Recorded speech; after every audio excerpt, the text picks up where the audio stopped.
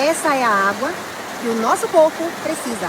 Uma água em movimento constante, em contato com a natureza, com a luz direta solar, oxigênio em abundância, em contato com as rochas, recebendo os minerais. Essa é a proposta da Timol. O silocimol, ele provoca a hidrólise da água, fazendo com que essa água tenha vida. O Top H+, ele libera cálcio e magnésio, os minerais essenciais para o nosso corpo.